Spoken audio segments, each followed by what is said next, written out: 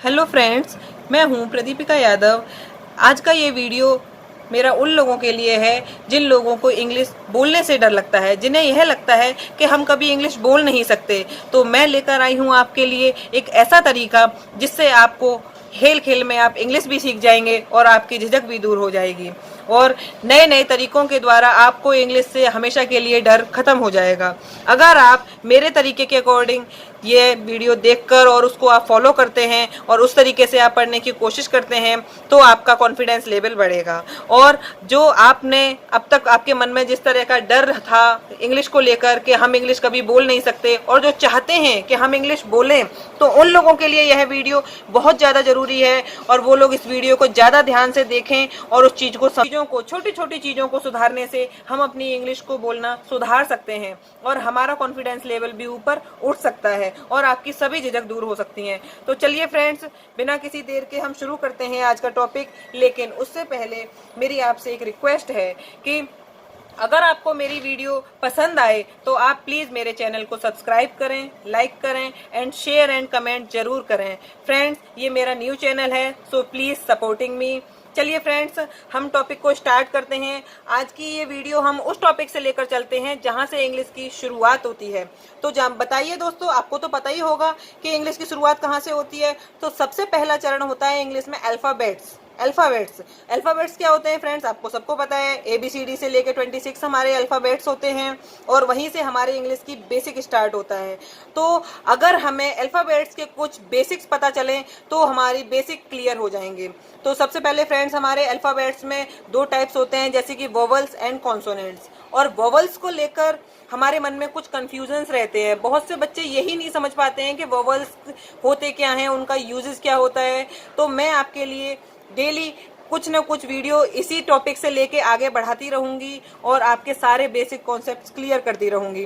तो friends, starting करने के लिए आपको अपनी इंग्लिश का बेस मजबूत करने के लिए आपको पता होना चाहिए कि वोवल्स क्या होते हैं। वोवल्स हमारे 5 होते हैं, A, E, I, O और U। एंड इनको छोड़कर 26 अल्फाबेट्स में से इन 5 वोवल्स को छोड़कर जो बचते हैं लेटर्स, वो हमारे कॉन्सोनेंट कहलाते हैं। AEIOU को छोड़कर B से लेके Z तक के सभी लेटर्स कॉन्सोनेंट कहलाते हैं। तो फ्रेंड्स, अब इंग्लिश सीखने के लिए आप लोगों ने एक टेबल सुनी होगी 12 खड़ी, जिसमें कि क से क बनता है, ख से ख, KH A बनता है। आपको पहले वो टेबल पूरी प्रिपेयर करनी होगी, जिससे हमें पता चलेगा कि किसी भी नाम को लिखने के लिए हमें इंग्लिश के किन किन लेटरों की जरूरत पड़ती है। तो देखिए फ्रेंड्स, मैंने आप लोगों के लिए एक छोटी सी ये टेबल बनाई है, जिसमें मैंने आपको देखिए ये लिखा रखा है कि वोवल्स, जिन्हें आप जानते ही होंगे, स्वर कहते हैं और इन्हीं से हमारी मात्राएं बनती हैं। AEIOU ये 5 वोवल्स होते हैं। अब देखिए हिंदी की वर्णमाला जो मैंने ये लिख रखी है, अ से लेकर ज्ञ तक की ये पूरी वर्णमाला लिख रखी है। आप जानते हैं किसी भी वाक्य को हिंदी से ही बनाया जा सकता है और जब हिंदी का जो वाक्य बनेगा उसी से ही इंग्लिश फॉर्मेशन होगी। तो देखिए फ्रेंड्स, छोटे आ से ए, बड़े आ से डबल है, इस तरीके से मैंने ये एक टेबल बनाई हुई है। इस टेबल को आप चाहें तो लिख सकते हैं, बाकी आपको ये टेबल कई सारी जगहों पे मिल जाएगी। जैसे कि फ्रेंड्स, फॉर एग्जांपल के लिए क से के ए बनेगा, ख से KHH A बनेगा, ग से GA बनेगा। अब ये आप सोच रहे होंगे फ्रेंड्स ये ए कैसे बना है। तो कोई भी हिंदी में आप जानते होंगे कि जो स्वर होता है, स्वर से मिल व्यंजन और स्वर से मिलकर ही व्यंजन पूरा होता है। इसी तरीके से जी जो है वो हाफ व्यंजन है और ए जो है वो स्वर है, इसको मिलाकर हमारा पूरा व्यंजन यानी कि कॉन्सोनेंट GA बन गया है। तो फ्रेंड्स, आप इस टेबल को याद कर लीजिए।